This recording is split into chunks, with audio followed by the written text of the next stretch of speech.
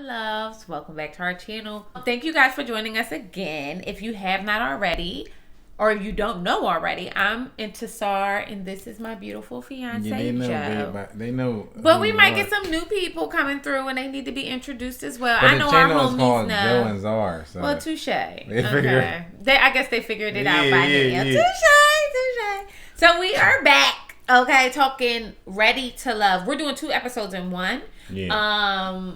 I've been really enjoying this. Yeah, I have too.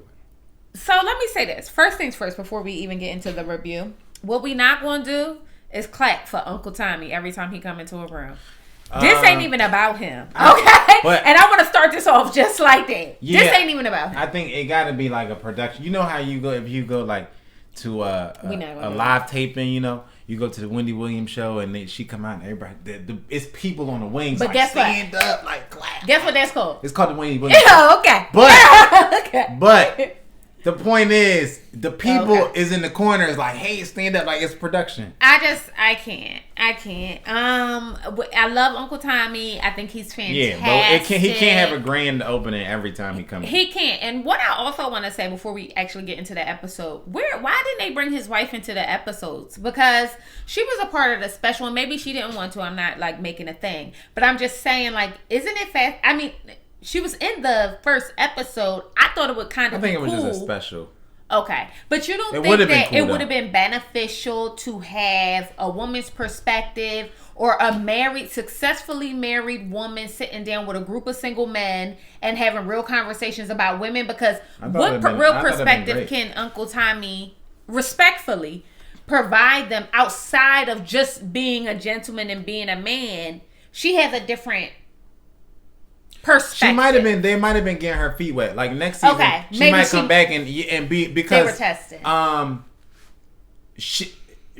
They were adorable together to see in the special. Oh, so adorable. But she also struck me as like that's not what she do. She was just there with her man. You know what I mean? Yeah, which I thought was adorable. For sure. So I feel like maybe that was his way of dipping her toe in the water and being like, next season just come back and do the whole thing. You know what I mean? Okay. Because I'm sure they would have loved to have both. I wouldn't see. I mean, they're adorable. Like, they are really a beautiful couple. So that's all I'm saying. And I mean, if I'm a clap for the both of them. But I'm not clapping for Uncle Tommy every time he walked through a goddamn I'm not room. clapping for nobody that I see every week. Explain it. But that's here nor there. Let's jump into the episode. So the episode opens up with all of the singles. At this time, it's 8 men and 10 women. Yeah. Or is it 10? Yeah, 8 men, 10 women. I'm right. Yeah. Okay, and they're going to brunch, and it really is more like speed dating. This brunch. Yeah, it is. They should have just called it speed dating. How about that? Yeah. But I guess brunch made it a little less casual. But I want to say Alexis Fly, or whatever the hell they call you. What did you have on? Why did your outfit have fins? I don't understand. That blue jumpsuit with fins on it. That's all I really could think about when I saw this scene. I told y'all how my feelings about Alexis Fly in week 1. She gotta really start calling herself. She calling herself, and then she doing it in the third person all the time now. And they not gonna talk to her. They not gonna have Alexis Fly out here like that. And I admire her confidence. Like, let's be very clear. We gotta stop calling. Let's not. Y'all, this is not confidence. Let's stop calling it. I don't know why. I don't know what made Zar want to couch for this girl from day one. I don't know, because I don't know what it was, but it's a lot of black like that women on this show, and none of them is walking around calling themselves by the first, third person and a super nickname that nobody calls them. None of them are doing that. You know what I'm saying? And being super aggressive around every dude that she's around. Yeah. So she is we'll get to that, because I have so many questions about whether or not she's aggressive or assertive right now. Let's be clear, but I want to go through the brunch. So at the brunch, Troy is being a creep, as I called in the first episode. I said something is up with him. I'm not feeling it. He's going on around to every woman and complimenting their aesthetic, which I guess is nice, but it's very predatorial. Yeah. It's very predatorial. Like, how do you feel about Chris and his 51-year-old self? Chris, that's not his name, Troy. Oh, I'm about to say, because I like Chris. Troy gotta go. Troy is the he's the reason the Me Too movement like started. And I'm trying to figure out how the producers didn't pick that up, like that vibe from him. Like super predatory. Even the men pick it up. Yes. And my issue with Troy is let's take all the like Me Too and like weird stuff, predatorial stuff out of it. I've never met a man who's had successful relationships where he treats each relationship like a one size fits all thing. Troy say the same thing to every woman. He does the same thing, and he kissing all of them, kissing right on the right cheek and on the forehead and da-da-da. Yeah. Like I don't know anybody who's had successful relationships who looks at women as a monolith. Like they love this and da-da-da-da-da and da-da-da-da-da. Like that's just. But I think that, and I speak about this often, I think that there's a population of men who are heterosexual men who do not like and respect women. Now, hear me out. They are heterosexual. They are attracted to women, but they use them as utility. And I think that he is one of those men, because if you actually respected a woman and you saw the value in a woman as a partner, as a spouse, you wouldn't approach every woman like that, right? Like your mind is made up like, oh, all them offer the same thing, so I'm gonna treat them all the same. Does that make sense? And I think that that's how he comes off, and that's my issue with him. But one thing I'm good about, and all my girlfriends know, is spotting a mother jumper who is like that. And I don't even think they, F-boys or anything like that. But some men just don't like women. It's very homosexual. It's so fascinating. And to be honest, I think Troy is the type. I think in Troy's case, I honestly think it's more about him. We've all met the guy who think every woman want him no matter what room he walk into. We've all met the guy who think no matter what he said to anybody, she loved it. Let him tell the story. She was smiling in his face. She threw him the number. Right? To me, Troy strikes me as that guy who has this like weird, supernatural view of himself that he is God's gift to earth, and every woman is fawning over him. And if she hasn't done it publicly, it's because she's denying herself. Like she's just in denial. You know what I mean? And Troy strikes me as that guy who just is so into himself that he's oblivious to reality. Like he said in one of the clips. Well, they seemed one of the ladies was asking him about this, how he was going around to all the women and doing all the same thing. And he said he made the comment like, well, they seemed like they loved it. Like, and I think in his mind, they did. Like in his mind, he thinks like everybody loved Troy.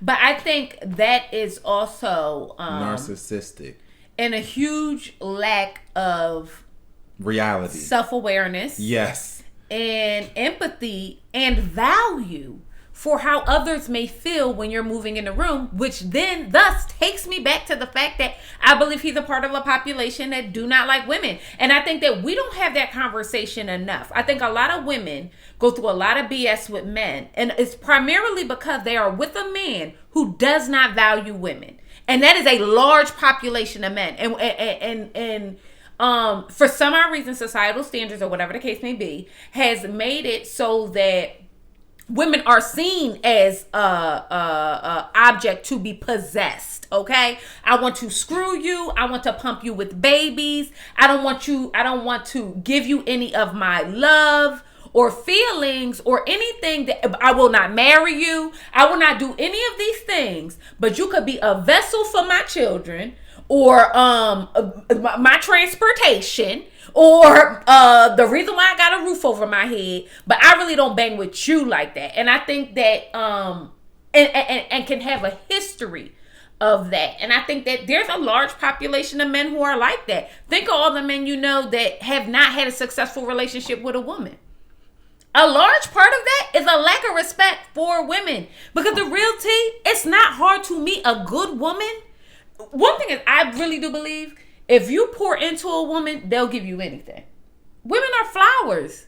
They'll open up, they'll bloom. If you get a good woman, you feed her, you pour into her, you talk to her, you affirm her, she'll be a fucking tree. You know what I mean? And I think that he is just a trash human being. And he's 51 years old, and that's far too old to be acting like that. Yeah, he up there. You too getting old. So let's move on. And Chris sits down with Amber and they discuss the reason why he was not ready for love on the previous season. And that was because he, said that he believed in paying half. And that, we are both individuals. And no one person should be doing any more than the next person. Like, if it's a partnership, let it be a partnership. And she agreed. And I think that I have so many thoughts. What did you think about that, babe? I think that he is a nice guy.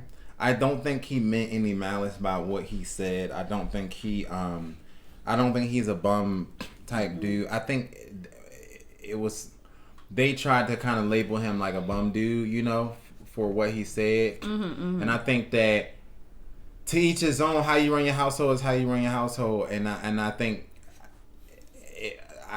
marriage is not a one size fits all thing. If you run your household where y'all split the bills, that's what y'all do. If you run your household where you don't want your wife to do anything, then that's how y'all. You know what I mean? I just think like. Everything is not for everybody. You know what I mean? So I think to throw somebody away because they say, like, who was it? David had a altercation with Stacy because he was talking about openness in his relationship. But I don't want to go to yet. No, I'm not. This go is ahead. an example. Go ahead. He was talking about openness in their relationship or whatever. She had a problem with it, and it was she basically came back like, oh, he need to go. And it was like, why? Because my point is that he just saw his marriage in that way. He saw his marriage with a certain level of openness that somebody else didn't. And it's like, I feel like whatever works for your situation and for your marriage, if that woman ain't for you and she like, let her go and she be for somebody else. Because the other young lady, I gotta look for the names, Amber, had a conversation and she said, I'm down for whatever Chris is talking about. And so it's to each his own. It is very much to each his own, and God bless a woman like that. I think that however you are confronted or want to accept companionship in your life is arbitrary to you, right? But I also do get that there is a population of women who believe. The reality is that more of us than not pay half. Period. Right? However, you want to be with I want to be with somebody who desires to pay all the bills. See, we may not be there right now, right? But if you don't desire to protect and provide for me, we going down. But did you feel like Chris was the type that like he didn't want to take care of his woman? See, because taking care of is not reduced to finances, right? We have to put that out there too. Yeah. So he doesn't strike me as the type that doesn't want to take care of his woman or dote on his woman or anything like that. And that's why I didn't pounce on him, because he doesn't strike me as that type. He doesn't. I get that energy from certain people, and I just didn't get that from him. I don't get that from him, but it would give me pause to have a conversation with a man like that. Like, even when... And you know him. I understand that. But even if I'm dating him, I'm actively dating him, and his desire is like, well, you work too, I want us to do 50-50, that will bother me. Because if we doing 50-50, we screwing other people. Because that's Dutch. That's Dutch. But I can see how that is. Period. Like, to their defense, like, I can see how that's all put in, especially when that's your first conversation. Like, that was their first conversation. And if you don't preface it and like, you don't know him. I desire to take care of my wife. You know what I mean? However, we live in an age where we live in a capitalist society. Yeah. So we both may have to contribute a certain way, but 50-50 is a very specific thing to say. Does that make sense? Yes. Because no. If you go ahead. I was just saying, like, if you say, like, we contribute. We are contributing to our household. That's different. And you say, oh no, we should go 50-50. Yeah, that's different. You feel what I'm saying? That's different. It is. So, but that's what I'm saying. My thing is, you're also not having these conversations in detail with these people. So you really don't know what the hell he talking about. That was my issue with going back to Stacey and David, right? Like, you're not really having this conversation in detail. So you really don't know. You sitting down with this person, and these are deep conversations that you have that take months over time, over months and years, right? To really whittle down what works for you guys. Yeah. And y'all having an hour and a half, 60-minute conversation and going, oh, he ain't doing marriage right. And it's like, you don't even really know what's 50-50 to him. It's 50-50 like, you buy the toilet tissue and I pay the bills because you use all the toilet tissue. Because that's how it is in this house. That's what we do. She's a toilet tissue abuser. So I'm like, that's on you. You know what I mean? But it's like, so what? Maybe he was talking like that. You gonna leave a nigga because he like, I want you to buy the toilet tissue. You know what I mean? Yeah. You just y'all are not at the point where y'all even having these. I mean, y'all really shouldn't even be having these conversations like that because y'all still don't even like what's my last name? Like y'all don't even know. You know what I mean? At that time, he had that conversation. They were really dating. They were dating, and I think that. Oh, did you talking about going back to? Yeah. At that time, him and her were dating. Yeah. But you're absolutely right, though. Like these conversations, and they evolve. Like the reality is, you might feel that way in the beginning of the relationship, and then you with somebody, and it changes. And you just decide, like over time, like this is not a hard thing. And I think that's the problem. I think when women hear it. And you say those things, it sounds so finite. Because if I take a man at his word and he say we're going 50-50, that sound like girlfriends. I hit the bar with my girlfriend, we go 50-50. Why would I want a man in my life and I just don't understand. It do. I just don't get it. So, but I think Chris got mislabeled initially with that whole situation. He did. And I want to get, he did, and I think, but I do think that that mindset is fascinating. Yeah. It wouldn't be for me, but it might work for Amber. But okay, so David talks to Vernisha. I want to say your name correctly. I love her, and I believe it's Vernisha and Tressa. It is Vernisha. I think she's such a wonderful spirit. And he speaks to them about abstinence. And would you be open to abstaining before marriage? Yeah. And Vernisha asked, well, when we get married? And that to me was the question to ask. Like, if you so want to abstain so much, don't be that mother jumper that like, oh, it's 6 years in, like, I got to get to know her. Like, you don't strike me as that type, though.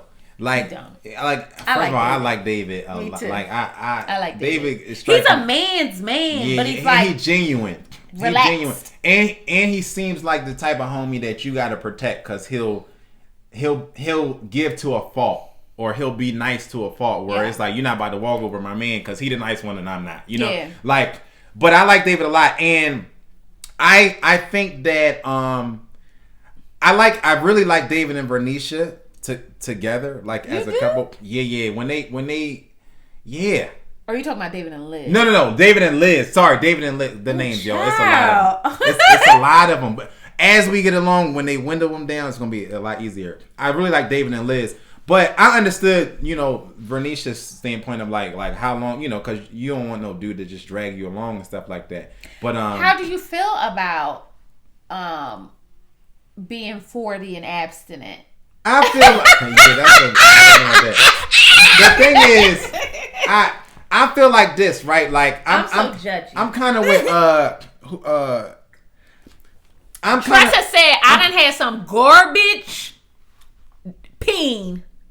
What that do? What do it do? Tressa is a comedian. She's funny. I'm kind of with AJ in the sense of like, on this topic, on the sense of like, I wouldn't choose this for myself, but if it was a situation where I was into this woman and this is something that she felt really strongly about, then it's like, okay. And if we're going on that road, like you know what I'm saying? Like, it's different if you just like out here and you just in the abyss as far as like your dating life, you know what I mean? And a Joan is just like, you know, then it's like, all right, you got to make a decision there. But I feel like, you know, if that's what your partner, you like you said, like you take these stances as a single person and then you meet somebody. Yeah. And then it's like, will I deal with that? You know what I mean? Because and at 40 something, if you're intentional about dating, you can be married in 6 months. Right. Or like engaged in 6 months. Right. Engaged and married in 6 months. You could do right. You could just at that age, yeah. You know, so not that they old because we, you know, but she close to 40. No, I'm very 25 years old, but I don't know about that. You know, I do think that you can be intentional about dating, meet somebody, and say, all right, we get married. So I do think it's possible. I know I laughed earlier. I do think it's possible. I just find it so interesting, okay, because these are things I don't understand. So interesting that people decide after they done screw all these people that now is the time to stop. No, screwing. I understand. But I get it. Because I get, like, it's not, like I said, it's not something that I would choose. But I understand when somebody feels like they got to make clear decisions. I understand that if that's the journey that you've had and you've made a lot of bad decisions based on physical and all this other stuff. I understand that's your journey. Like I get it. Yeah. I mean, whatever your walk is or whatever the case may be, I'm a fairy though. I'm gonna do whatever my mind, heart, body feel like doing whenever I feel like doing it. So I get it though. I get it. But Ida is annoying as hell.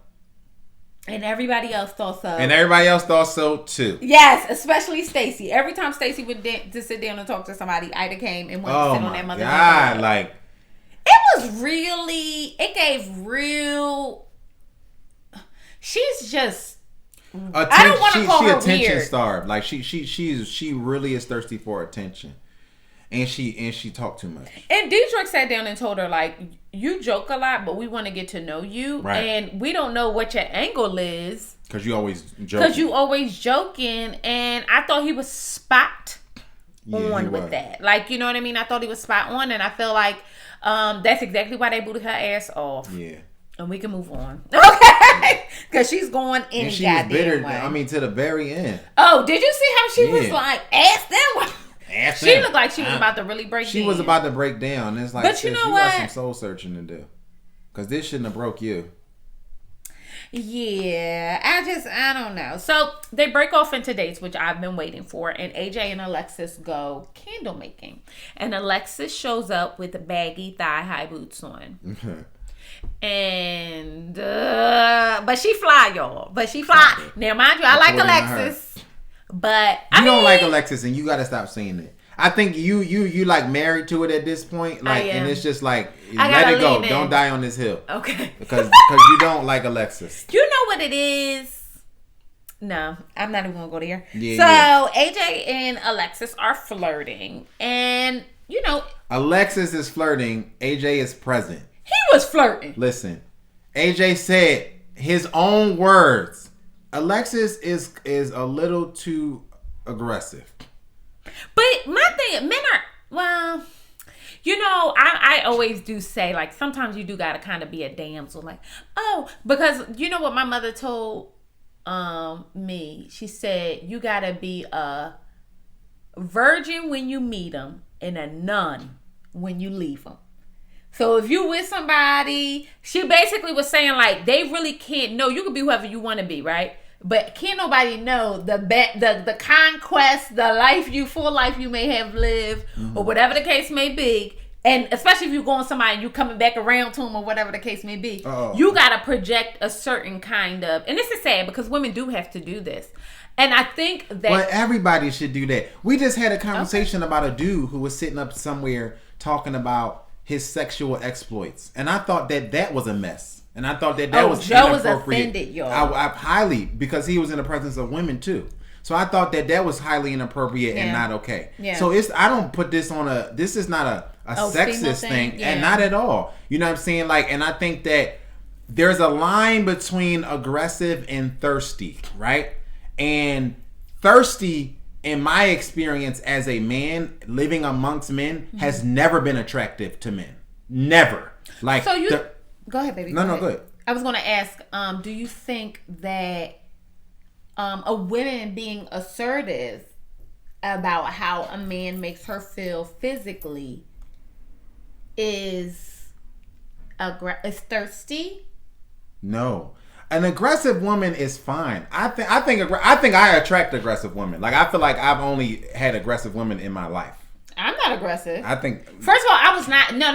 Assertive. Let's use assertive. Aggressive has negative connotations. Not to me. See, that's what I'm saying. That's what I said. My point is thirsty and aggressive. Well, yeah, and I guess. I mean, the actual word has a. Yeah. But not to me. But not to me. It doesn't. But I'm saying that there's a difference between. I like assertive women. I like you know what I'm saying. What's assertive?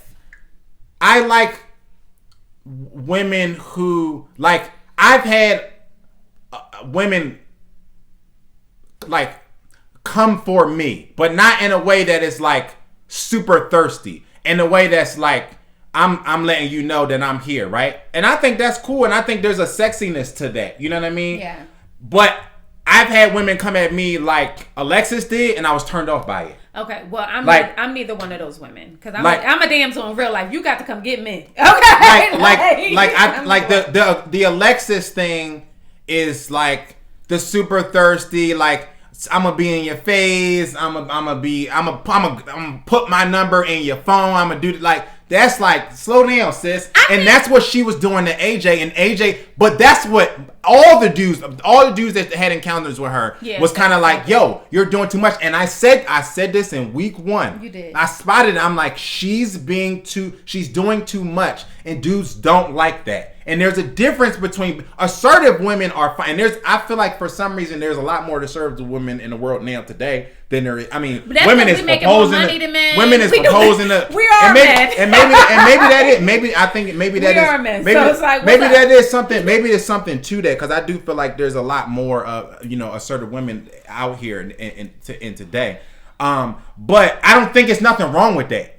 I think, but there is a very distinct difference between assertive and thirsty.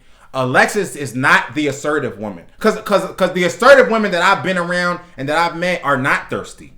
You know what I mean? Yeah, they just are matter-of-factly about. They just are matter-of-factly about it and sure about themselves. Right. Where aggressive is, where Alexis is like, I need your approval. I need you to flirt back with me. I need you like, am I your type? And da-da-da-da-da. Like, who asking all that? No, that wasn't but her. She's the type. But still. She's the Alexis is the am I your type. Okay, well, I thought that AJ actually let her know in the moment, like, I want to be able to, pull up on you. Like, let me do some things. You know what I mean? Like, don't take the mystery away from me because I want to lead when it comes to certain things. Just to let her know, like, you're being a little, like, let's slow down a bit. You being a little physical forward, which I also am very fascinated by. And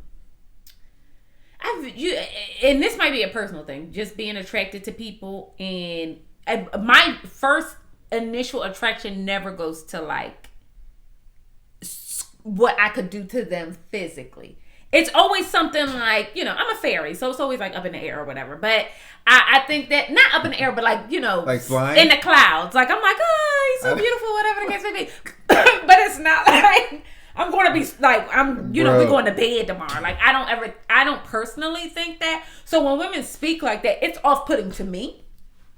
Especially because this is a situation where y'all all dating, you could be dating multiple men, and I wouldn't be wanting to give a narrative that I'm one way, because if I'm laying you down, that's very specific to you. And men pass, and it might not be, but y'all don't think it is. And men pass that information around, and you get laid. And that's what I'm saying. Because if you move, see, the issue I have with her is that she's not stealthy.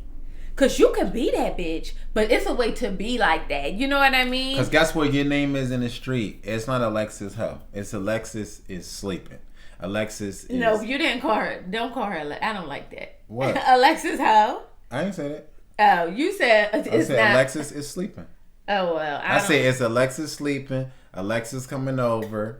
Alexis sucking. I mean, that's what her name is. All right, well, let's move on. What they not calling you is Alexis Fly. They calling you Alexis Easy. Alexis come around the way. Alexis come over quick. Alexis late night call. Like, they calling you a lot of things, but they not calling you Alexis Fly the way you putting your name out here in these streets. Trust me, they not. Jason and Kyra go on a date, and I thought they were really, really cute. See, Jason got a small man's face, but he tall. I know that's so random.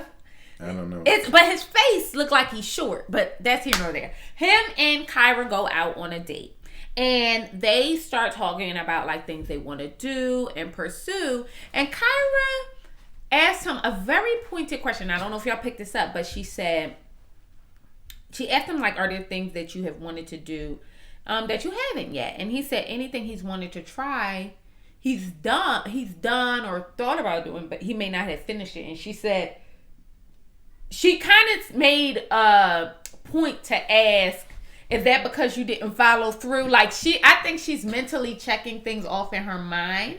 Like, sometimes I feel like because she's such an accomplished woman, she's an attorney, it is,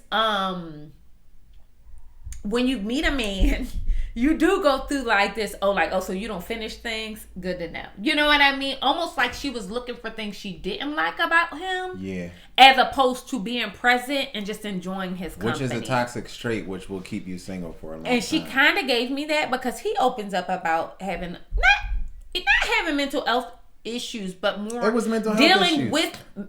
And that's okay. Oh, we should be able to less normalize being able to talk about mental health issues. You're right. Because it's way more people out here with them than that's talking about them. You know what I mean? Especially in the black community. And we should be able to just say, like, yeah, he was dealing with some mental health. Yeah. You know what I mean? And it shouldn't be a big deal. And, it's not I thought that for her to say, like, it kind of was a red flag. Why? Why? Number one, why? Why? Number one, why? Number two, if you a black man in America today and don't have straight up, if you don't have a little bit of a mental issue, I mean, walking the earth in America today, yeah, you're a sociopath. Straight up, it's so much traumatizing things and traumatizing pictures that we continue to. So many things. We were just talking about watching Them. And I said, I have no desire to watch another show where black people are marginalized, spit on, cursed at, anything by another group of people at all. Yeah. Like, I don't even understand why we keep creating shit like this. Yeah. So imagine being a black man and all you see is less that we're being praised and more, or our black men are either sexual objects for white people and white women, or they are being murdered in the street. That's literally all we see. Yeah. You know what I mean? And I think to say, like, oh well, and she may have dealt with something traumatic. I don't want to diminish that. I just thought it was really fascinating. But it's like, but that's the issue, because it creates more of this space that is taboo, that I can't talk about it, that I can't tell you about it. You know what I mean? And that is something that needs to be knocked down. Like, it shouldn't be a taboo thing for him to say, yeah, I dealt with depression at some point and and I dealt with this or whatever it is. Like, it shouldn't be like, oh, that's a red flag to me. If he had diabetes, would that be a red flag? Right. If he had high blood pressure, would that be a red flag? Because that's running through our community. Right. You know what I mean? Right. So it's like, why is it that if he's dealing with mental health, which is just as prominent as any other disease, or not even any other ailment or anything that we deal with in life, why is that a red flag? Because he was dealing with some mental health stuff. I just think that just creates this toxic environment where people just sweep stuff under the rug and are constantly dealing with things and never bring it to the light, never go to therapy, and never talk to anybody about it, because they feel like they'll be marginalized and they'll be looked at like they're less than because they're dealing with mental health. Well, either way, Jason thought it was fine. And that's more reason why I like Jason. I like him. But you know what though? After watching this, has been really delightful, because to me it doesn't feel. I was telling Joe this. It doesn't feel desperate. No. I think it's so fitting to have a room full of successful singles. I think that we should do more of that. Provide spaces for Black successful singles to mix and mingle and love on one another. And I think that that's important. And I really enjoy seeing this because it doesn't feel tacky at or like reality TV show at all. It don't feel like that. It kind of feels like a documentary to me. Like, you know? Yes. Like we're growing with these people throughout this process. So I really do like that. So Joelle, David, and Troy go to Sip and Paint with Liz, Andrea, Amber, and Vernisha. Now we haven't spoken about Andrea, but that's because has Andrea spoken what's about? to talk about? Exactly. That's has Andrea spoken about Andrea? Yeah. So she's sitting back there with Troy, predator self, talking about she like Troy, and that's because Troy is paying her some mind. Because the real T says you don't like Troy. You know? Yeah. Troy's the predator. Troy's and if you smiling didn't at pick you. that up from the fact that he think he could come up in somebody's face and kiss on them and do all that, it's really bold. And it's like I said, it's a testament to how he just thinks that, like, oh yeah, they want me. They want me to do this. Oh yeah. He said it. He said they wanted it. I couldn't tell that, and it was just like, yo, you saying this on national TV, bro? Like, you tripping? Like, you trying to get canceled out here? Like, what are you doing? What are you doing? Also, y'all, what did Amber have on?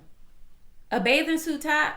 But listen, no, I'm trying to tell her, y'all, that this is the Southern, like, that's the Southern swag. Like, did you see what she had on? Yes. I don't believe they dress like that. Now, I believe them baggy boots, and y'all gonna come for me. I do believe the baggy boots might be a part of this. I'm trying to listen. I believe the baggy boots. She coming at the I believe the baggy boots might be a part of the aesthetic, and y'all gonna say, y'all gonna show me all these designers that got baggy boots. It's not cute. I don't give a damn what designer you show me. It's not cute. Get your thigh meat up. The Southern style is a little different. You know, it is, and it is. Fashion is arbitrary. What you think is trendy and stylish. It's regional. It's regional. It's really it is. Like, it's really up to you. But I do think that outfit she had on was given very 22-year-old. It was giving South to me. You is a 30-something-year-old district attorney coming through with a bra on to a paint and sip. A bra? You know what? Like, I'm gonna stop judging your fashions. I might not. But that was a lot for me. Cause I believe in being sexy, and y'all know I love to wear my breasts out. However, not like that. Yeah, like stop. That sounded bad, didn't it? Yeah, like let me not my breasts out. No. Sometimes, but you know, like, no. I just felt like for that setting, it was just like a faux pas. I just felt like it was wrong. But what I did like, they all get to hang out and chit chat, and Joelle and Vernisha are kind of like vibing. And even though I get the names right. I like Joelle and Vernisha. I love them together. I did too. I mean, I did too. And just too Southern, like look like she want to cook him some biscuits. He look like he want to eat the biscuits. Like, yes, it looked like I just get good vibes from them. I get just even separately. I like them individually too. Yeah, and when they had to, let me tell you. First of all, one of the things that I really liked is the moment that he had with the men, where he just. And that's a Southern thing too. So we ain't about to give it all shit on the South, right? Because that's a Southern thing too. That Southern hospitality is a real thing, and it's even shocking at times. I go there if I'm down south somewhere and somebody say how you doing, they wait for me to answer, and I'm not used to it because I'm a coastal boy. So I'm like, oh, you really want to know like how I'm doing, you know? And so to know that he like lended a hand to this dude and to Jason and didn't really know him like that and said like, I'm not just here to build to find a relationship with a woman, but I'm just here to build relationship, period. And I can build friendships amongst black men. Like that was beautiful a lot to me. About him. It says a lot about him and the men on the show and black men and black men as a whole. Like the way that like the community that we'll have in strange spaces. You know what I mean? Like y'all on a random reality show, dating the same women, dating the same women, but that camaraderie that's there, like that was super dope to me. And then the guy was giving him Jason shedding tears while he doing it, almost had me choked up just because it's emotional to see black men emotional for me. You know what I mean? And I got a bunch of emotional black friends, so you already know. And he an emotional black man too. Which ain't a problem. I ain't make that face because of that. But I agree 1,000%. I thought it was so wonderful to see him get like worked up. And that might be a testament to like sometimes you give so much to people, and when somebody acknowledges that you did something for them, it works you up like, wow, they get who I actually am. And that's the kind of people that you like. My friends are emotional. All my friends, we all emotional about each other like that. You know, and but that's the kind of type of people I like to have around. Like I'll kill for all mines, and they'll kill for me, and I cry for them, and they cry for me, and that's the type of people that I like in my circle. You know what I mean?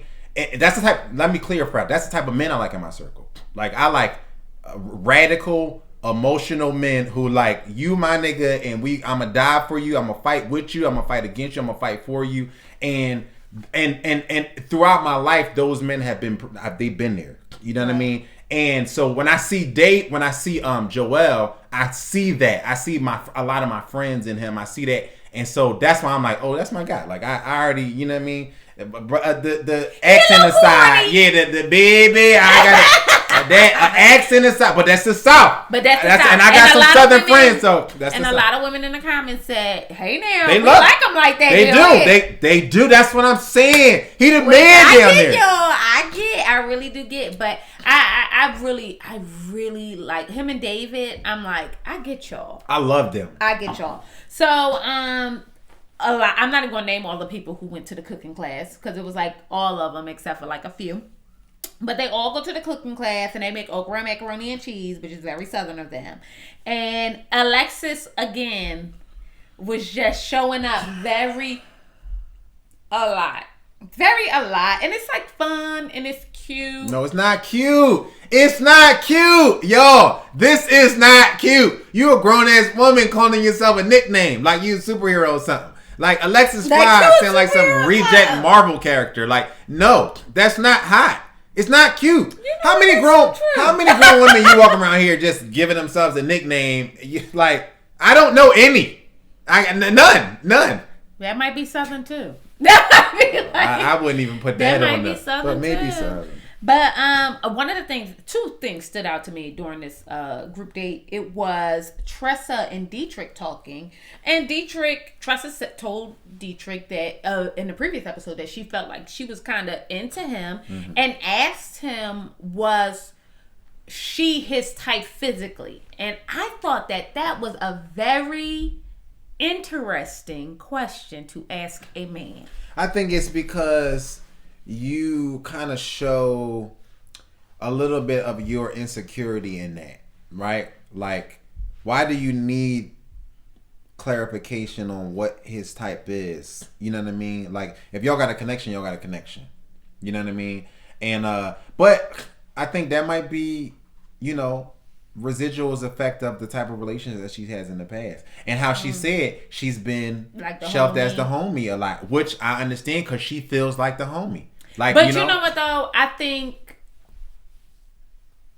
yes, you're right. But I also think that people put her in that spot, and y'all gonna get on me for this because she is a big girl. And everybody want to hang out with the funny big girl because she probably, you know what I mean? Because she's the funny big girl. And she probably could cook. You see what I'm saying? When in fact, she's a woman who needs love too. Right. And I took issue with what the hell she asked. Because if you in my face and you a man, you want me. And period. The idea that that's something that you even ask says a lot more about you than it did about him. Yes. And I feel like she's a beautiful woman.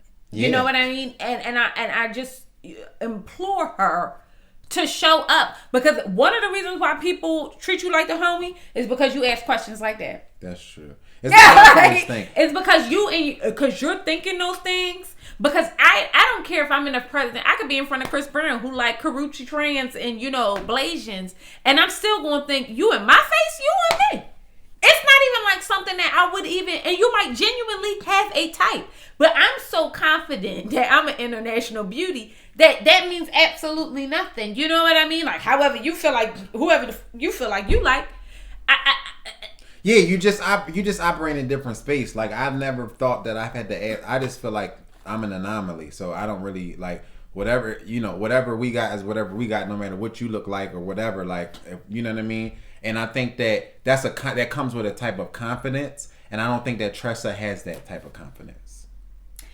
And I think that that's why she keeps getting labeled the homie, because she doesn't show up in her authentic, sexy, woman on the prowl kind of self. And I think she should lean more into being a damsel a little bit. Sometimes you gotta give a man a little like, oh my god. I think that she too, like, I think sometimes the comedy can be a crutch for her.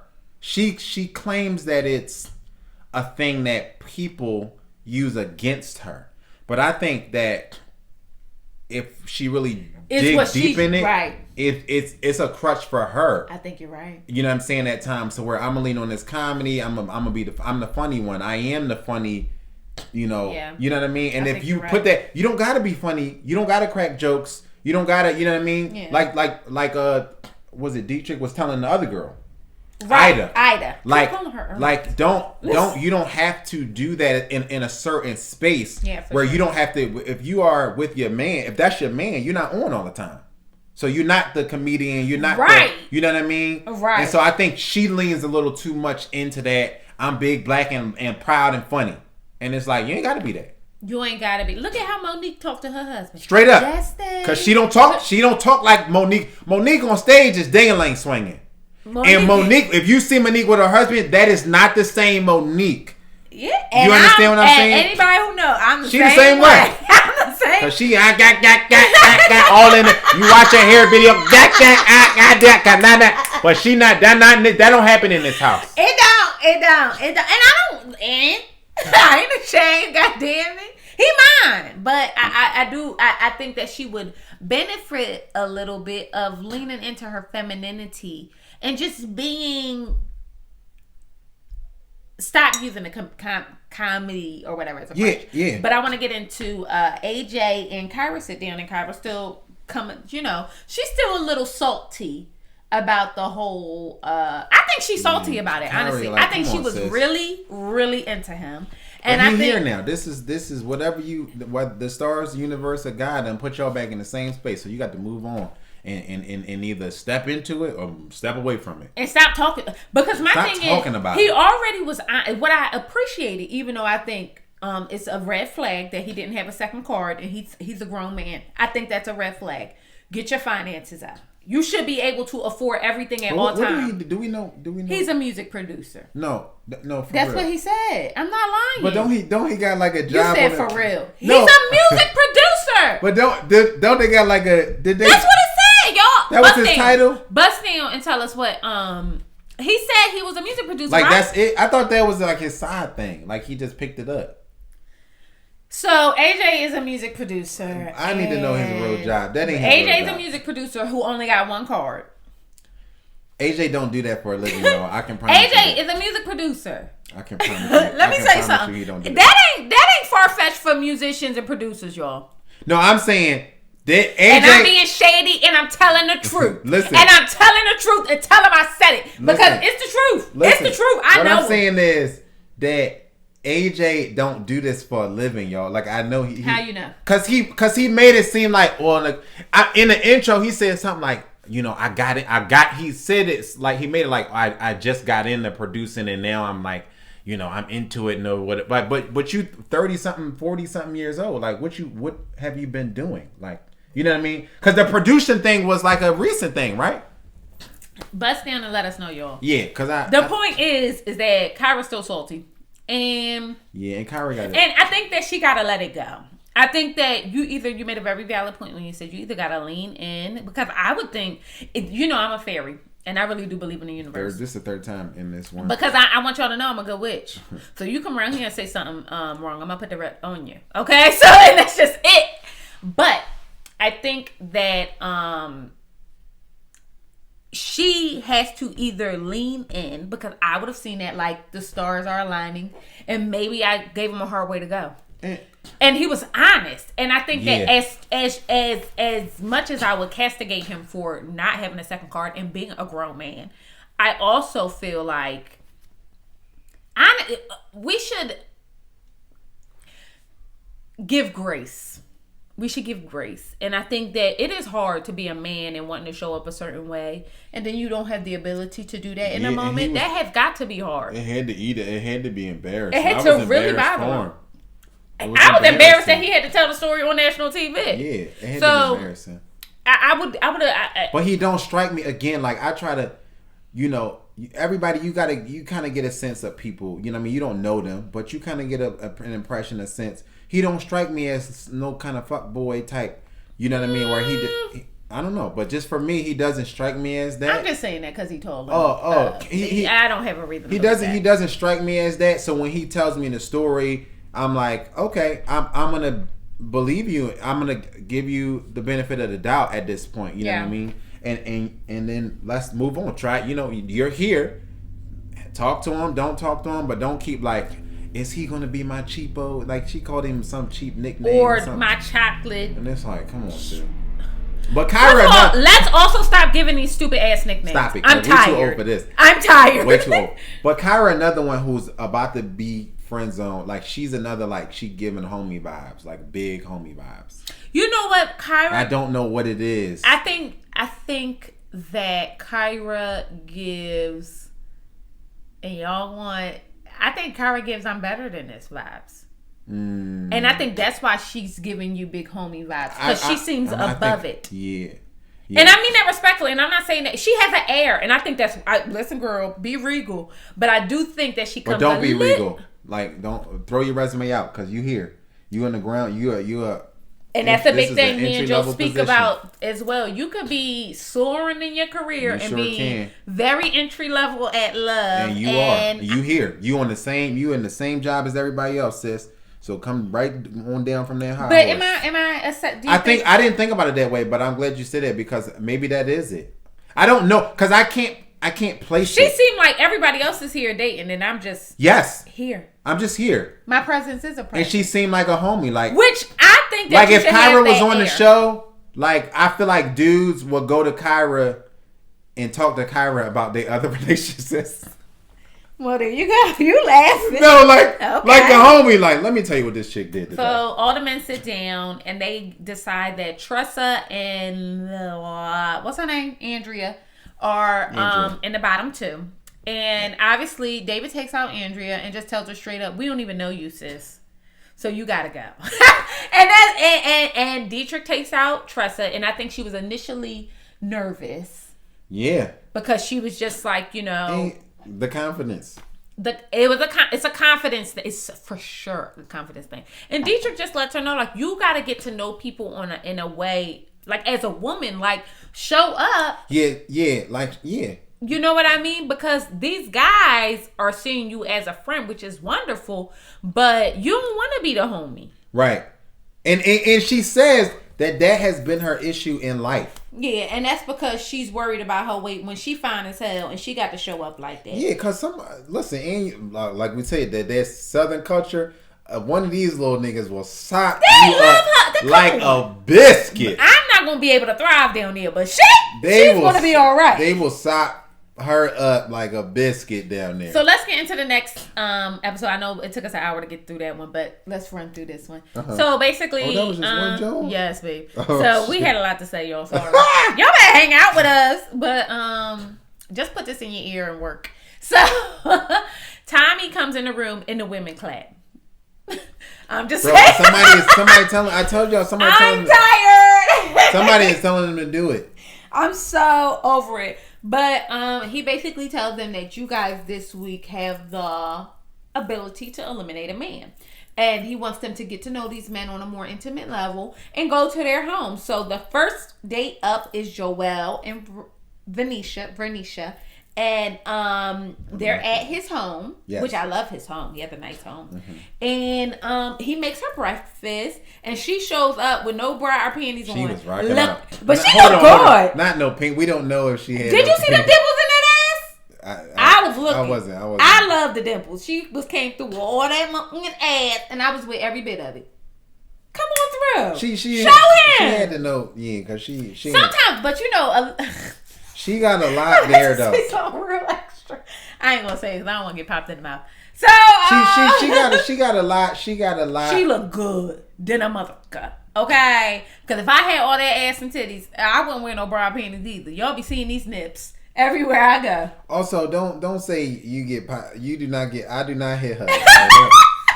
We gotta clarify in 2021. She was a figure. That was a figure of speech. It really was. I did not lay hands in this house. They really talk about being single parents, both of them, and being the ability to merge families because she has daughters, he has little people, she has older kids, and just feeling like Vernisha left feeling like she really could see how they could grow. You know what I mean? I could see how they could grow early in this joint.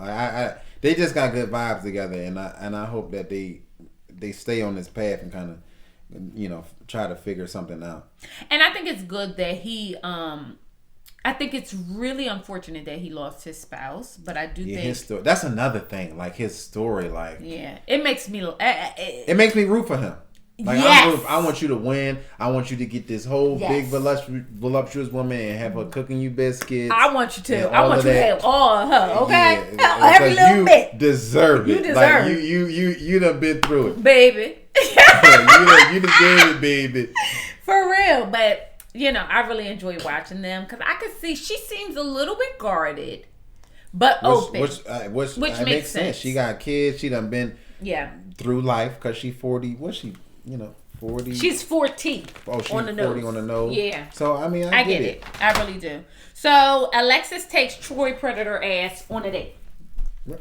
I'm sorry, y'all. I needed some wine. She was bounced. And Troy comes in, kisses her on the forehead, whatever the case may be, and Alexis gets right down to brass tacks. Like, you're a predator. We tired of you. That's not what she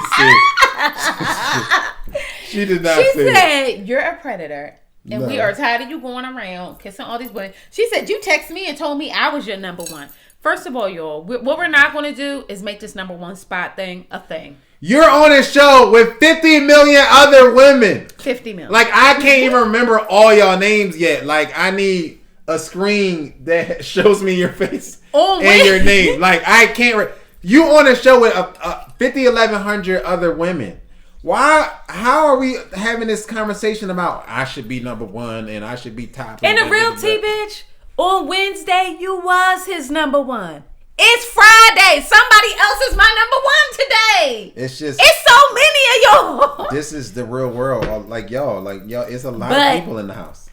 I don't want to negate the fact that he's an actual predator. So he is. He's a slime ball. He's a slimy, and he's a regional manager. But I'm convinced it's of lemons. The cars. Okay. Yeah, he's a car salesman for sure. I'm convinced he's a car salesman or whatever who's pinching people's wives' butts while he's selling them. He just gives me dirty, skeevy vibes. And it's sad because I really genuinely don't believe that's how he wants to show up. I do. I think he thinks these women love this. He said that. I really think he thinks that, like, in his mind, like, yes. I just feel like he has got him and Alexis. First of all, Alexis is the predator of the women. Alexis is the Troy of the women. Alexis is the Troy of the women. It's crazy. They should be together. But in all reality, and maybe I was going to say, no, if Troy was saying some of the things that Alexis was saying, he would be canceled with a capital C. Like, he would be so canceled. Yeah. Oh, what they talking? They at the dinner table talking about something, and AJ said something, and she said, "Oh, I'm always moist." Also, I hate that word. What? Like, just throw your panties at his head at the table. It would be less aggressive. Like, it would be easier. But I do think that what's fascinating to me about Alexis is that Troy isn't your number one. So why do you care if he thinks you're... Because Alexis is the type, she got to be everybody number one. She got to be the center of attention. I hate picking She got to be everyone. Like that. But that's why I said you didn't like... This is where y'all... I do. Please rewind. Because what's for you is for... Like, please rewind the tape when I said... I'm coffee. Everybody don't like it. And I'm cool with that. You know what I mean? In week 1, you do not like Alexis. Because if you met Alexis, you would be like, I can't be around this shit. I hate pick me asshole. And I used to have girlfriends like that. Like, if you go out and everybody looking good, they still want to be the one. You could be talking to somebody, she will come in between and start talking to you, and it'd be like, this is some bullshit. And she too. Alexis too old. Alexis is too old for all of that. But she definitely gives that. So, God bless her. So, Chris and Amber go on a date, and this is kind of when I started liking them both a little bit more, because Amber, I'm kind of yeah, because I wasn't really I see what you're saying. Like I been warming up to Amber a little bit, especially seeing she's her more your type. Seeing her with Amber, yeah, she's like cute and petite. I don't like her attitude. Like Amber got an attitude. Like she came in with this attitude similar to Kyra's. She's a district attorney, so. Similar to Kyra's, and it made me go like, okay. But do you think that's us leaning into the stereotype that when these women with these great professions, because it's not a stereo, it's not a stereo. No. I think that there is a real thing of people having issues with putting down their professional mantle in their relationship space. And having a hard time, stepping in and on the ground floor and saying, I'm courting, you're courting me. I'm open, like you're open, I'm going to talk to you and get to know you and not interview you as if I am the head of my company. Yeah. And not, you know what I mean? Like this air of like, I'm hiring you, you need this money. Right. And it's like, no, that's not how it is when you come into this love thing. And she came in with this air of like, y'all dating, but I'm just here. Like you said, with Kyra, like similar as Kyra. And I just didn't like it. It was just like off-putting. You know what I mean? Yeah. And I feel like it's a real thing that people struggle with. I think it's absolutely a real thing that people struggle with. And I tell our sister this all the time. I always say like, sometimes you gotta, what did our girlfriend Yo-Yo? Yo, I love my girlfriend Yo-Yo. I love her so much. Hey, Yo-Yo girl. Yo-Yo said something that I thought was so poignant. She said, sometimes you got to drop your keys. Okay, ladies? Drop your keys around a man and pick it up. I said, girl, I go to the supermarket, and if I see somebody handsome, then I got a man. But if I see somebody handsome, I'll be like, oh. And then he'll come and get it because I got to know I still got it or whatever the case may be. But you want to be be a girl. Like, you know what I mean? Sometimes you got to show up and be a little bit more vulnerable because real men want women. Straight up. Real men want soft, demure. It's so weird. And that doesn't take anything away from my strength. I could do anything. At all. And I don't feel like it does, but he know, like, I show up here a certain way. Joe get upset. I'm like, what's wrong, honey? What you want me to do? You know what I mean? Like, anything. And I think that makes sense. Like, I think that a lot of times y'all having these issues because y'all want to be intimidating. Yeah. Straight up. And it's a turnoff for a lot of people. Like, it is. Yeah, like, and you should be in a space. Because I've had dudes tell me, like, being in a space with a certain type of woman, and tell me, like, I feel like I want to do it. I'm about to be out. Like, I don't need to. Like, if I wanted to be a will to do that, I'd be gay. Like, you know what I mean? Like, just because she was coming with this energy of like, I can do it all. Yeah, and it's like, I don't. She can do it all, but that energy is not going to help anything in this house. Like, and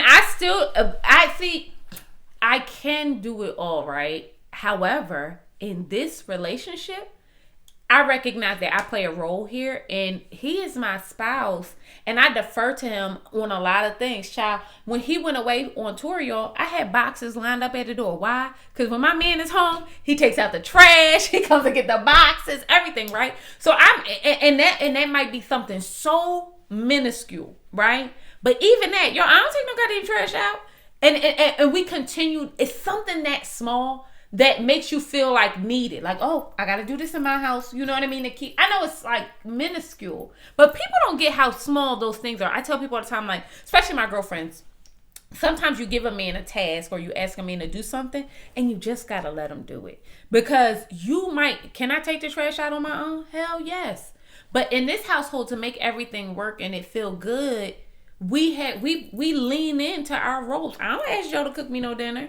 And not only that, but like you need to be able to make room for people in your life. That's what I'm getting at. And so you meet a man and you talking to him like, yeah, I don't need you, and and he like, oh, all right. Or like, I want you around, I don't need you around. Men don't want to hear that. You ain't never in your life heard a man tell a woman, yeah, no, I want you, but I don't need you. That's something that women say in order to distance themselves from hurt. Yeah, sure. You know what I mean? And that's the truth. We only say, because if you were I've never in my life heard a man speak about his woman and say, I want her and I don't need her. Yeah. But I don't need it. Never in my life. So it's like, and I'm not saying that we are strong and we are in a different space where we have provided for ourselves and created lives. And I'm a boss in my own right. And I'm bossy at work. And I think that, you got to make room. You got to make room though. And that's not even just a women thing. Like nobody want to be in, nobody wants to be in a space where they feel like it's no room. I remember we went through some stuff years ago where we had a conversation long afterwards where Zar said to me, like, I just felt like I didn't have a place. And it made me think like, damn, and it was the first time we had that conversation. It made me think like, damn, like I could understand how that could be a fucked up feeling like, man, like I don't know what my place is in your life. Now, you know what I'm saying? And so it's not just a women's thing. It goes both ways. Like, especially if you dating and you're getting to know this person and you feel like she's talking to me and coming at me and presenting this representative where I don't fit in. Right. So now what? But y'all, the reality is that y'all want to show up like that. That's the weird thing. The real thing is that you want to show up like that. And my thing is this, I'm all for it, but they picking up bitches at the bus stop. They in a Rolls Royce and the bitch is waiting at the bus stop. Yeah. And here you go with all these accolades and all this and all that, sitting somewhere waiting for companionship. Yeah. When sometimes you just gotta make room. But be yourself. Yeah. Be yourself. We are not our jobs. That if we reduced ourselves to what we do from 9 to 5, that we are onions. We are so much more complex than those moments. So why would we reduce ourselves, the way we love, the way we interact, to that? But make room for what you want. Period. Because I'm a girl's girl. And I also, and this might be another thing, right? Because I know that I want somebody to provide, I do show up a certain way. You know what I mean? And I think that when you have different views on that, you show up a certain way. Do that make sense? Yeah. You show up a certain way. So I do play the damsel more, but it worked in my household. You know what I mean? Like, it's worked in household. So sometimes you gotta do that though. Like, I don't know. I could be wrong. But let me know what you guys think about that. So let's move on along. David, what I thought was really cool, I want to go back to Chris and Amber really quick. We went on a tangent. Uh-huh. I really did like, though, that in front of Chris, Amber did seem a little bit more calm, a little bit more personable.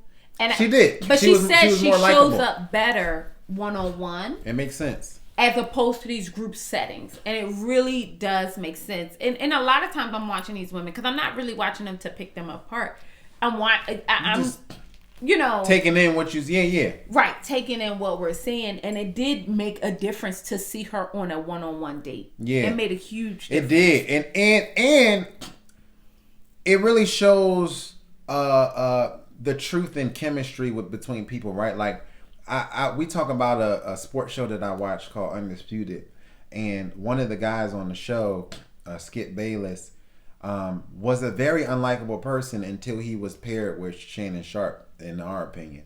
And all of a sudden he just had a different air about him. their chemistry together made Skip a more likable person, right? Just in that, just seeing them as a couple together. And I feel like the same can hold true in a romantic type of interaction where you have a different glow about you when you're around so and so. And I think that speaks to their little chemistry and their dynamic where she got around Chris and it did soften her up a little bit. She seemed a little different. The attitude wasn't like, I don't want to say she had it. Well, she definitely had an attitude. She had it. Maybe she did. I ain't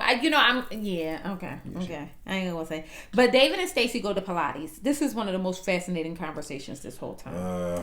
Okay, and I thought Joe might disagree, but I thought Stacey was coming off a little too extra. I thought she was being extra. She was making disagree. Too many jokes that was kind of like digs. And I didn't like, she was talking about his age. Stacey can be a little curt. Aloof. She could be like, I think. Go ahead, Kurt. Okay, we'll go with Kurt. Yeah. I thought it made me feel like she was on a date with somebody she didn't like. But she was. That's why I don't understand why because the reason why Stacey was caping for David to get kicked off was because she wasn't into him. Yeah. So I don't understand why y'all ended up on a date because I never saw Stacey and David together. I don't understand. I guess it was, part of the process. You date around or whatever. So I get that. But it was just like I never saw the spark or the chemistry between Stacey and David, and so I wasn't. She was on a date with somebody she didn't like. But she started. I'm gonna tell you when she stopped liking David. She says to David, "I want you to be careful about. I know you owe. I want you to be careful." And he said, "I want you to be careful about them jokes." Yeah, he Period. did. And in that moment, she said, "Oh, I ain't fucking with him no more." Yeah, because he gave it right back. And I thought, and in that moment, I said, "Oh, I like David," because I thought that was a very classy clapback. It was. It was classy because it was, and it's all. She wasn't coming off like flirty. She was coming off insulting. It was just a little. It wasn't flirty. It was just a little brash. Yeah, because when she talking to AJ, she don't talk like that. She don't. You right. That's what I mean when I say if to me she was on a date with somebody she didn't like. Right. Because if that was I didn't see her in spaces with anybody else kind of acting like that. Right. So exactly. It was like don't go on a date with him. So they speak about privacy and transparency, and David says that he expects in his marriage that we share passwords and everything. We share everything, and he really doesn't. Where she said, if I had a diary, that to her is private. But he never pushed back on the diary. She made it seem like David was like, give me everything, woman. Like, give me your passwords. I need everything. I need to get into everything. But what his thing was, if you asked me for it, I would give it to you because I have nothing to hide. And that was a quote, right? So it's very different from saying, I need access to everything you have. Those are two different things. This is going back to Stacey just not liking him. Yeah. Because then when it got back to the group as David said he need all my, and that's like, and I was like, that's not what he. The bank account, he need my. I'm like, yo, that's not what he said. And I can understand. I'm cut from the David cloth of like, I won't ask you for your password and I don't need your password, but if you ask me for mine, I'll give it to you because I don't have anything to hide, and I do expect transparency and a flow. And it's also like when you're doing life with somebody, it's just easy. It's just, you know what I mean? Like, it's hard to be like, oh, let me check my bank account. Hold on. You know what I mean? Like, it's you know what I mean? So I understood where David was coming from. She took it as like, he's lording over my privacy, and I will have no privacy, and I will have no, like, he gonna be in my diary, he need my social security, and it's just like, it wasn't that much of a red flag to me. It wasn't that, like, I can get how it might be off-putting at first conversation. Because but going back to what we talked about in the beginning, where we said these are very detailed conversations that need a lot of in-depth, and y'all having these things in brief snippets. Yeah. And then making conclusions about people. Yeah, because I think that could we attest this to him in his previous relationships? Maybe, but I also think that people have a standard. That's pretty basic, though. Exactly. Like I think who would? Who doesn't have shit have each other in a long intertwined life, just life. You ain't even got to be married, you know what I mean? Yeah. We had passwords and stuff long before we was even engaged, and it wasn't because I never asked her for her password, and she never asked me for it. It was can you look this up for me? Here's the password. You know what I mean? And it's that's just when you're doing life together. You know what I mean? It was never a thing of I'm about to give you my password. Yeah. You know what I mean? But social media got y'all fucked up. 1000%. It got y'all because it's really social media. Let's keep it a beam. Let's really what it is. 100,000%. Right? That's really what it is. A lot of y'all is out here living a separate life on your social media, doing real fuck shit out there. And the idea, because I'm the idea of somebody in y'all DMs makes you nervous. And even that, he could it's. I don't understand how he don't even come. Not to say that men come off controlling initially, but David. But some men do come off controlling initially. That's true. But I'm just saying for those. You're right. But I'm saying for that population that we didn't. You meet him and he one way, and then you get with him and he another way. Right. I'm saying that it's not far fetched to want transparency and believe that the way me and my spouse move, because if I see, he's also religious, right? So if I see this union as what it is, a union, we are moving as one body. There is no privacy. I do everything with the door open. He know. Oh, look, your thing dying. That's okay. We good. He knows I do everything. I'm super transparent about everything, maybe even to a fault. And I think that that provides a bit of comfortable. I think it's good security. Yes. That's really what it is. That's why I'm I tell her she don't ask. We had a conversation about this a while ago, and I said she's never pressed me about my phone or anything like that. But I said I don't leave my phone face down. If my phone is face down, I'll move it face up.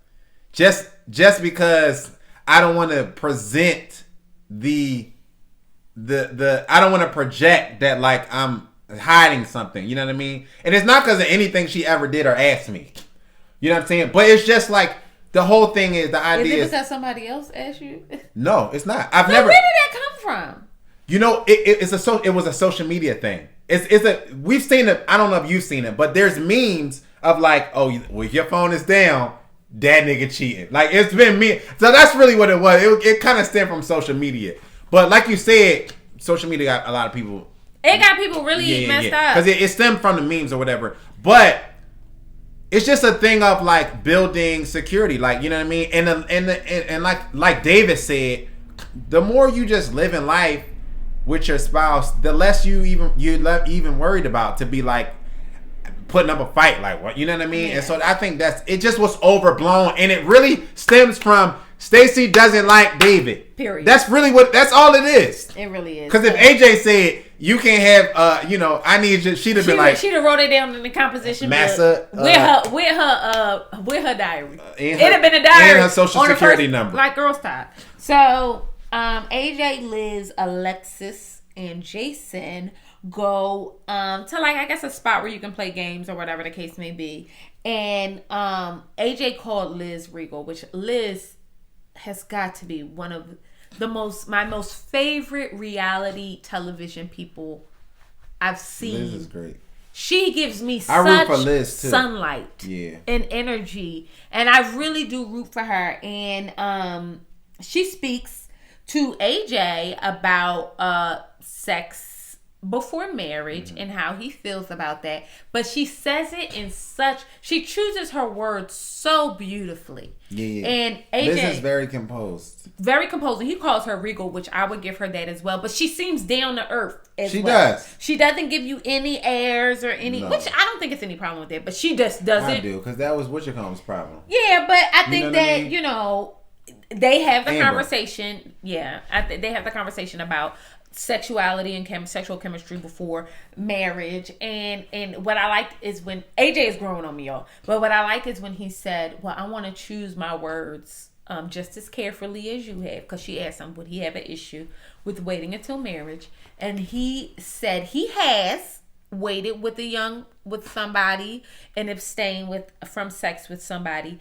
He said, but where he's at right now, he would want to express himself sexually with somebody. He didn't use those words, but he said, I want to know what that's like beforehand. Right.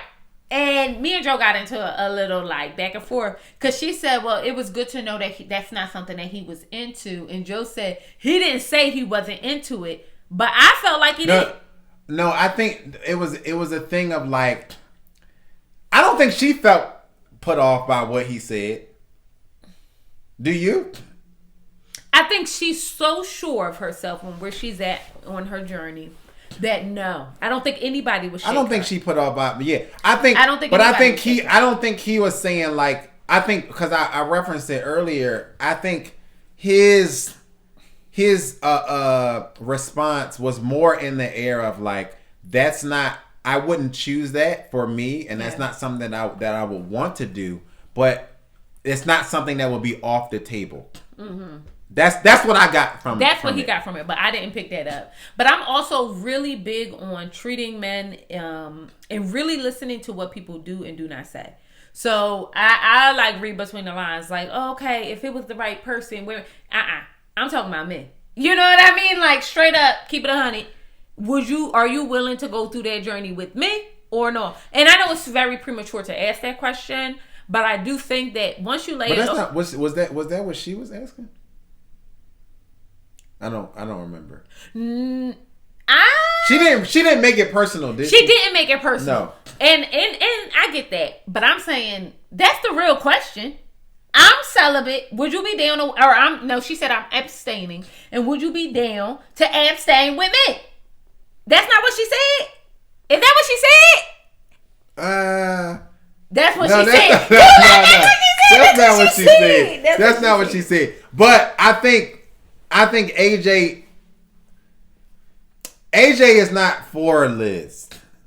So would AJ do that for Liz? Probably not. AJ is not for Liz, and it's primarily because AJ is trying to get in some draws, and Liz is not with the bullshit. I don't know that AJ trying to. Why we gotta knock? I don't think that's. He said it. No. I don't think AJ trying to get in some draws. I just think AJ's not for Liz because I think David is for Liz. Okay, well, let's move on. Jason still sees Alexis as Jason is not into Alexis, and Alexis nobody is into Alexis. Let's make that clear. Okay, well, there you go. Chris and Ron, Chrysanthemum, I'm intent on saying her name properly.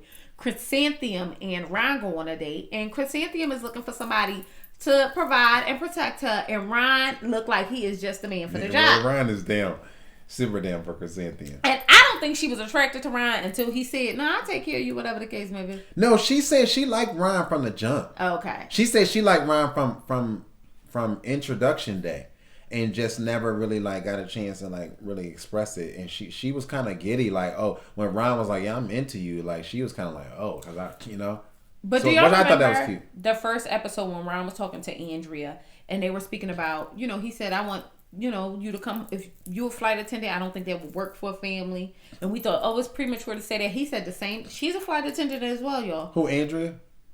I mean, Chrysanthemum. Yeah, she's a flight attendant as well. And he was just like, he sees his family being a certain way and everything like that. And she was like, me too. But see, that's what I said, because when everybody got this list of what they wouldn't do until they meet the right one, and so whatever it is that you would or wouldn't do and all that other stuff, that stuff is very fluid when you meet the person. And so I think that Chrysanthemum is really into Ron, and Ron is really into Chrysanthemum, and she's beautiful, and they really do look like they would be beautiful together. And I think, and she look like she want to be home with Ron. She look like she want to be home with whoever she gonna be home with. She kind of give me that vibe. I don't disagree. She give me, and I mean that respectfully, sis, because I think do what you got to do, but she do give me to the highest bidder. I don't disagree with that at all. Respectfully, and I mean that respectfully. But let's move on to my favorite part, and that was the date with Liz and David. Liz goes over to David's house, and he made her 3 fish sticks and 5 fries. I don't know if y'all paying attention to the plates, but the plate was looking skinny. It was looking very skinty and not very good. But you know what? Everybody can't do everything. Straight up, and he a bachelor, so like before she was here, that's what my place was looking like. You could tell him he wasn't cooking 3 dinner. 3 fish sticks and a couple fries. But you know, listen, I get it, and they sit down and talk about their spiritual journey and how he had grew up in a religious household and decided to step away. And I thought, he said he was the actual prodigal son and coming back full circle and being real intent on having a spiritual connection with his spouse and everything, and by doing that by way of abstaining and waiting. And I thought it was so beautiful to watch these people. I'm not religious, you know, I subscribe to the moon and the stars, but I do love when spiritual people show up. And I'm not religious either. We're spiritual, and that's a difference. Right. I grew up in a religious household.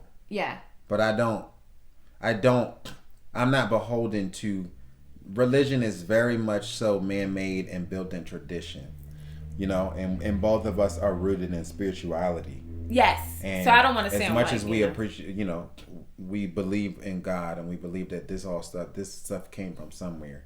And I think there's a difference between spirituality and being religious. They are religious though. They are religious. I do think they are religious. They are religious. Which I think will work for gospel songs. They were singing Negro spirituals. Literally. But I think it will work. But that's why I like them together. Because that works. Because it works for them. Yes. You know what I mean? Like I don't. The couples that I like for the couples to work for each other. Like we don't hang around a bunch of couples who are like us. Right. You know what I mean? Like I like whatever y'all got together. If it's beautiful together, like I'm so down for that, and I'm rooting for it. And I like them together. I think it just fits. And I like when men are transparent. And he just said, you know, he wants to be married again because she asked him, "You've been married twice. Like, are you sure that's something you want to go down?" He said, it's kind of like cutting onions. He said, I just want to make sure that nobody leaves again. And that thing hit me. I said, oh, I wanted to hug him. I love David now. Because I'm going to fight for David, y'all. Straight up, I'm going to tell you right now. Say. He's a good man, I'm going to fight for David. What movie is that from? Oh, I don't know. What movie is that from? He's a good man, Savannah. I'm going to know y'all watch this if y'all tell me what movie this from. Can you get? It's my favorite movie. You got a bunch of favorite movies. Come on, stop it. So the point is that they had a very good conversation, and she said, which I thought was fascinating, that not fascinating. She said she's been single for 17 years. Yeah, but she clarified. Now this is a big thing. She clarified it by saying, "I've had situationships along the way, but I haven't had a real serious relationship in 17 years." And at that moment, I said to Zar, now I look at this a little different, because I think that there are more people than not who have not had a real serious relationship in a long time span like hers than are willing to admit it, because they are not clarifying the situationships from the real relationships. Yes. Some of y'all are in relationships with single people. And some of y'all had a lot of situationships, and some of them, I think, have had a lot of situationships that they are counting as relationships. And so I appreciate where she said, "I've had situationships, but I haven't been in a serious thing in 17 years." And I said, I think that's more common than not. Period. And I think her honesty says even more about her. About her. Yeah. It says even more about her. So the ladies deliberate, and they decide that the two people on the bottom are David and Troy. I don't even know how David got to the bottom. David got to the bottom because that's another thing. We got to, so as we go along in the show, we got to change how we eliminate people to me. Because David was on the bottom because David not for everybody. But the point is finding your connection. Right. So as you find your connection, am I supposed to be for everybody? As you find your connection, you would rightfully so spend less time in everybody else's face. Right. You know? So I think that we can't eliminate somebody because, well, I don't have a connection. That's literally how they vote people off. Who do you have the least connection with? David. That's because David got a connection with Liz. So you're not, so he got to go home because he ain't Troy. And I also think, and y'all gonna air me out for this. I also think that a lot of y'all say y'all want strong men, but you don't. And I think that I talk about that a lot. David is a very two failed marriages or not. I don't even like when people say failed marriages. I don't like that. He's an experienced man, and people will hold that against you. Ain't never been married once in their motherfucking life, and will hold whatever he has experienced against him, because that's what them bitches did when they sat at the table and was like, oh well, you were just using what you went through in the past to bring it here. And that, I don't think that was necessarily what he was doing. David zeroed in on Liz and they feel neglected. I think that I just genuinely think that people, especially women sometimes, have an idea of the man that they want, but they ain't the woman to get it. Sure. And I know that sounds bad, but I think that we may want a certain thing, and then you're met with that, and then you're like, he want to tell me what to do. People ask me that all the time. Joe just be telling you what to do, whatever the case may be. Like, girl, he ain't telling me none of that. If my man asks me to do something, is that a big deal? Like, he ain't telling me to do nothing. People will ask for stuff, and then, you know, are not ready for it because it means that now they have to show up in a certain space. And that's what I'm saying, babe. That's what I'm saying. And I think that David is a sign that you're going to show. He's very clear about what he wants. And you're going to show up in his life a certain way, or don't show up straight at all. Get ghost. And that's too much. And y'all don't like that. Yeah. Because if you really, because Liz said at the table and said, it don't bother me that he wants. Straight up. That don't bother me. And as a woman that, you know, has lived a full life, that shit don't bother me either. And guess what? When it did bother me, I was doing things I wasn't supposed to be doing. Did you hear that in the back? When it did bother me, I was doing things I wasn't supposed to be doing. Okay? So I'm going to say that for y'all in the back. But I just think that it's really fascinating how he got to the bottom. Now, Troy, how him and Troy ended up. Troy is trash. Troy is a predator. Period. Y'all put Troy on here for ratings. Period. He's and honestly, we should be doing better than that. The way these white women is talking about this Me Too movement, y'all don't cancel Troy. I don't call Troy a predator 37 times. Y'all don't think this gonna be bad for business? Yeah. I bet you he get all these Me Too scandals. Everybody gonna be like, well, he was like that with me at work. Yeah, because Troy just he kissing everybody. And yeah, come on, bro. Troy, it's 2021. You gotta know you can't just be kissing Jones all in their face and stuff. Period. Like, come on, bro. But one of the things I did not like was the conversation that Amber and David had. Because I didn't even like how Amber came at him. Like, you know what I mean? And y'all gonna disagree with me, but I did not like it. Well, it seemed like you pulling it. It just felt not from a genuine place. Right. It felt like I'm gonna get you together. Yeah. Because you ain't gonna be asking women out here, well, maybe that ain't something that she wanna give up. Right. Okay. If it ain't, then it ain't. And Amber didn't even have an experience with David herself. So you just was like, you got a battery in your back? Yeah, right. And I feel like David was really he handled it well. And he said, in my marriage, I expect it to be a certain way. And guess what, y'all?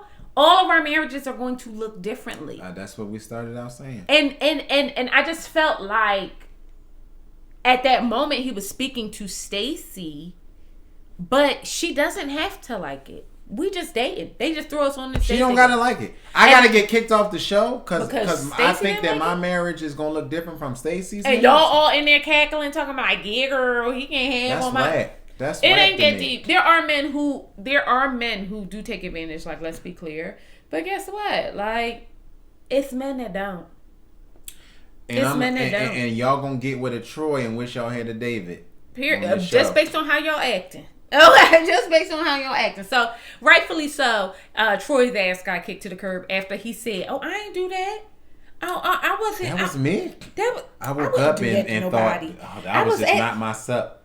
This Troy, you've been saying the same line to every woman you ever met for 50 years, literally. You've been on this earth 51 years, literally. And now I didn't know that was me. I never said anything. Motherfucker, you know that's you. That's you, brother. That's you. It's just like, I'm really annoyed that we even had to show a man like that on There had here. to be one. You know what, though? You're right. Because this is such a positive show. Because everybody else, the basket, even the ones who got kicked off, Christian. I mean, everybody else was a catch. And I'm like, sure this is a good basket. Like, this is a good group of men and women. I think that everybody's successful and beautiful. Yeah. And so in their own right, open. Yeah. But one bad apple is like you. That's a good necessary. Average. Yeah, right. That's a good average. I agree.